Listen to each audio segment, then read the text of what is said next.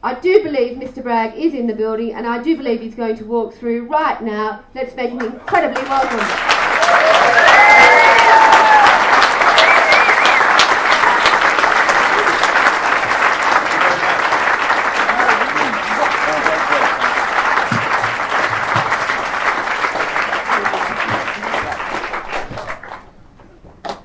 Keep them busy, Tim.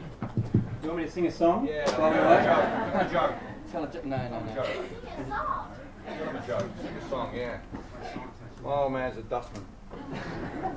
He wears a dustman's hat. Hello, mate. Are you going to do a song? Oh, no, I am. 1, 2, 1, 2. Yeah, I want to sit down with this, am I? Oh, sit down. Okay, live vocals. It's the conversation. This is a nice low seat, isn't it? I'm at that age where if I get up out of a seat like this, I have to make a noise.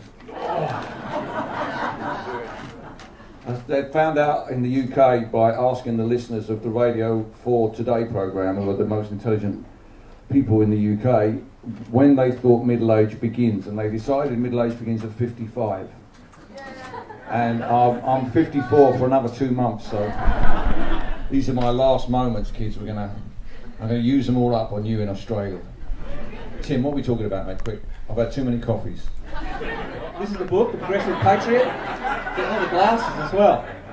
I'm looking now like an author. Before I ask you about the book, though, I do just want to ask you about what I said.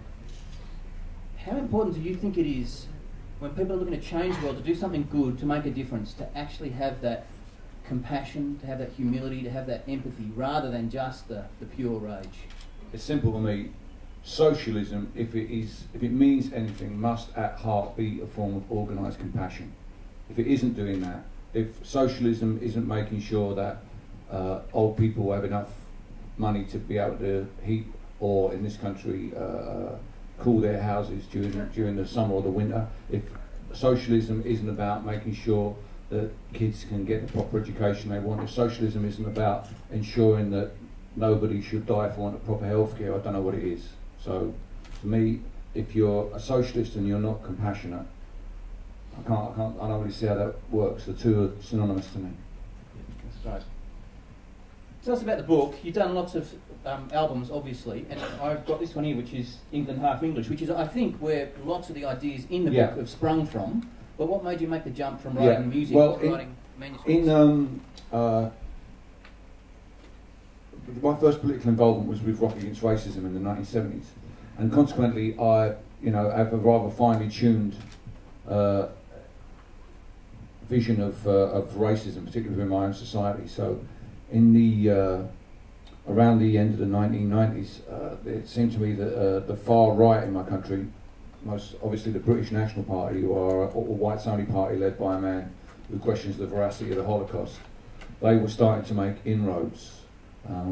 And that made me feel that on the left we should start talking about the politics of identity, talking about Englishness. At the same time, the Scots were beginning to express their pride in their identity in a kind of post-imperial way, very cleverly creating the idea of an inclusive sense of Scottish identity, and at the same time adroitly leaving the English holding the baby of empire. Very clever of them to do that. And we in England really, for a long time, haven't really been in touch with what it means to be English in the 21st century. So there was that on one side, and then that's what led me to record England Half English and focus the album on that issue. And subsequent to that, in 2006, in local council elections, the British National Party won 12 council seats in that town where I was born, where my mum and my brother still lived. And this was a bit of a shock for the BNP. Had never won so many seats. No party in Barking had ever won, apart from the Labour Party, had ever won so many seats on the council. And all of a sudden my hometown is being called the race-hate capital of Britain now. I can tell you this for nothing. My hometown is no more or less racist than your hometown. We had these buggers from the BNP knocking on people's doors and setting neighbour against neighbour. So I'd already made the blooming album, so I was a bit stuck what to do next. So in order to make the case about being someone who loved their country, loved the people, loved the diversity, loved the free healthcare and the free education, and the principles that my parents' generation put in place for our benefit, loving all those things, expressing my patriotism through that, I kept coming up against a brick wall on the left with friends of mine, fellow travellers, who just didn't want to talk about this. First time we were playing England half English, it finishes with me saying, oh my country, what a beautiful country you are. And a very good, dear friend, left-wing friend of mine said, you're being ironic, aren't you, Bill?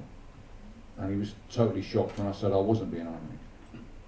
And even recently, just, you know, with the Olympics, saying when we won 3 golds in the athletic stadium, which is, for the British, that's really surprising because we normally only do well in sitting down sports like rowing and cycling.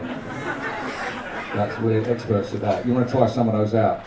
Splashing around in the swimming pool's fine and dandy, but the Chinese are always going to swim faster. So when we won those athletic medals, it was beautiful because one was won by a Somali immigrant who, when asked if he wanted to run for Somalia, said, look mate, this is my country, what more could you want? The second one was won by a woman from a mixed race family. It was a great representative for us, Jessica Ennis. And the third one, in the same hour, sorry to rub this in by the way, in the same hour was won, the long jump medal was won by a ginger-haired bloke that looks like a postman. And the 3 of them together offer a really good vision of what certainly, definitely 100% London looks like, but also what England looks like in the 21st century. And I was arguing, saying I was proud of that moment. People said, yeah, but all those Union Jacks being waved. And